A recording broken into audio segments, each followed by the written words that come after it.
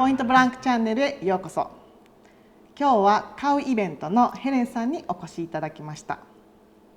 ヘレンさんは私が会社を立ち上げた当初、自分の会社をプロモートするためにギルティヌードルっていうブランドを作ったんですけれども、その時にポップアップインスタントヌードルを5、60種類集めて、それをいかに面白くプロモーションできるかっていう実験のような企画をしたんですけれども、その際にギルティヌードルの展示のほぼ全てを一緒に手伝ってくださった方です。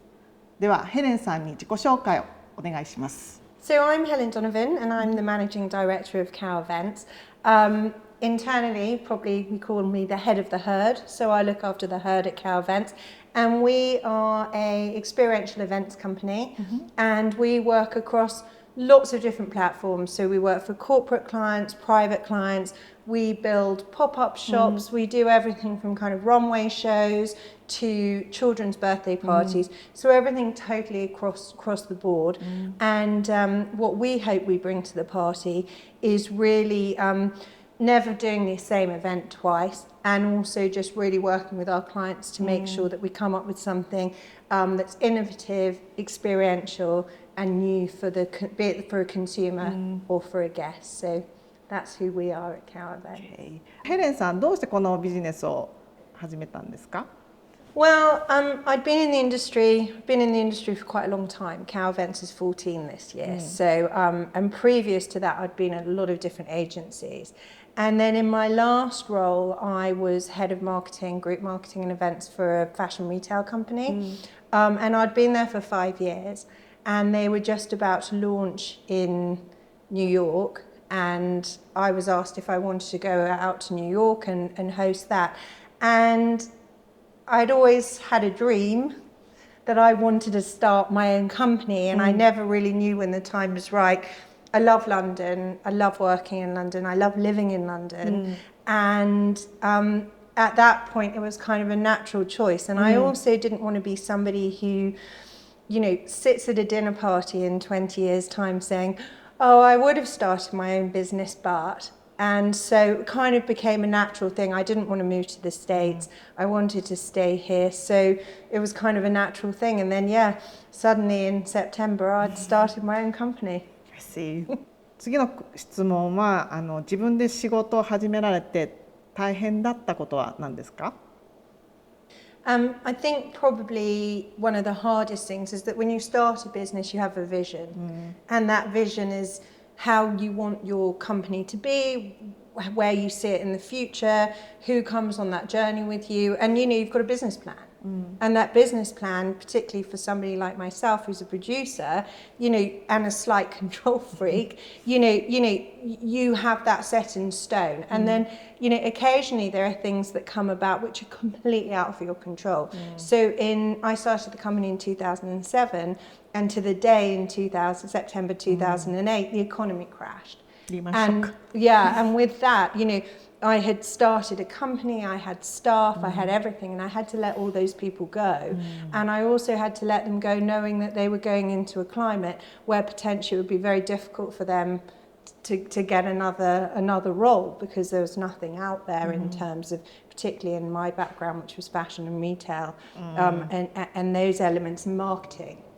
And then, of course, fast forward 13 years later, and again, dealing with the pandemic. And I think you just have to be really flexible when those challenges are thrown at you, and you just have to try and think outside of the box. But I think probably one of the most challenging things is looking after your team and working out what you can do. And I think loyalty is a huge part of that, when the business does come back in like it did in 2010, and it was bigger than ever then, and hopefully we'll see the same thing when we come out of the pandemic. I think so. Yeah, exactly. You just have to survive. Exactly, but you also need to keep all those people around you, be it staff, be it suppliers, and all those people around you who will be there and jump back on with you as and when you're busy again. So I think those are probably the most challenging aspects. I mean, there's lots of I didn't know you had twice this there's kind lots of situation. different things, but I did feel when the pandemic came, I did feel,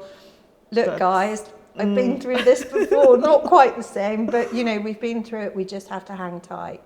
次の質問はヘレンさんが、女性の起業家として苦労されたことはありますか？ I don't think.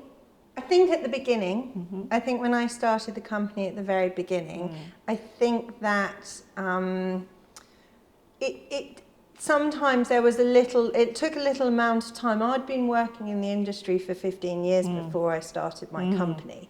So I actually did have quite a little bit of knowledge. But I think to begin with, it was more probably from a supplier aspect necessarily than a client perspective.